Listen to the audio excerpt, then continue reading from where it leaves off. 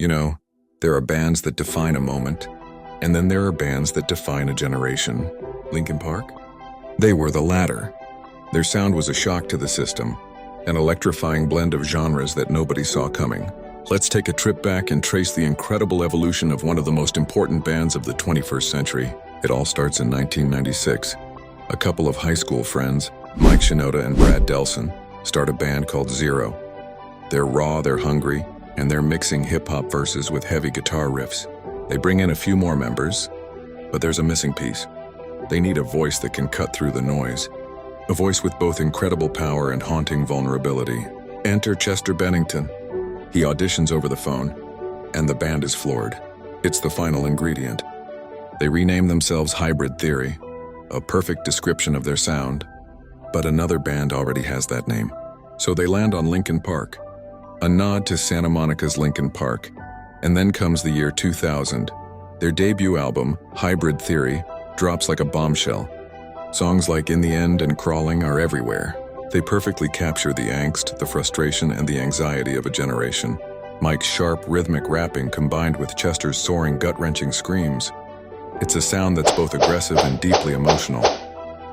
They weren't just a nu metal band. They were a phenomenon, selling millions of copies and becoming the voice for kids who felt misunderstood.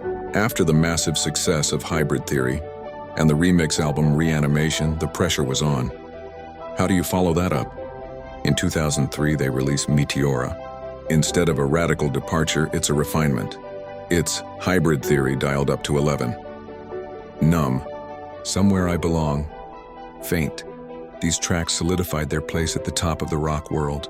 The formula was perfected. But here's where the real evolution begins. True artists refuse to stay in one place. With their third studio album, 2007's Minutes to Midnight, they shatter expectations. They work with legendary producer Rick Rubin, who encourages them to strip away the nu metal framework. The sound is more mature, more political, more U2-esque at times. What I've Done is an epic rock anthem, while Leave Out All the Rest is a heart-wrenching ballad.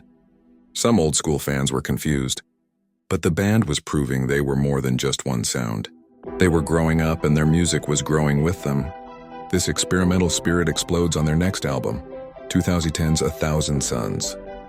This is their art rock record.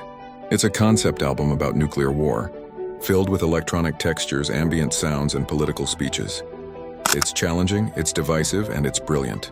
They followed it with Living Things in 2012, which felt like a perfect synthesis of their entire career, blending the electronic experiments of 1,000 Suns with the raw energy of their early work. Then they pivot again. Tisum the Hunting Party is a visceral, aggressive reaction to the softer indie and pop rock dominating the radio. It's a pure hard rock album, a love letter to the bands that inspired them. It felt like they were saying, remember this?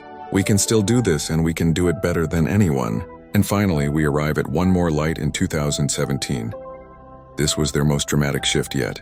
The heavy guitars and screams are almost entirely gone, replaced by a polished, emotional pop sound. The title track, Heavy and Talking to Myself, reveal a band that is completely unafraid to be vulnerable. The lyrics are more personal and raw than ever. While it was polarizing for some, it was a testament to their courage as artists, always pushing their own boundaries. Tragically, just a few months after its release, Chester Bennington passed away.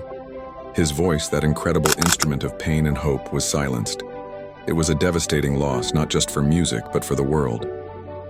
Looking back, the evolution of Linkin Park is a story of relentless innovation, from the genre-defining rage of Hybrid Theory to the polished pop introspection of One More Light. They were never afraid to change, to challenge, to evolve. They weren't just a band. They were a constant conversation in music, and their legacy is a sound that will echo for generations to come. Music swells to an emotional, powerful,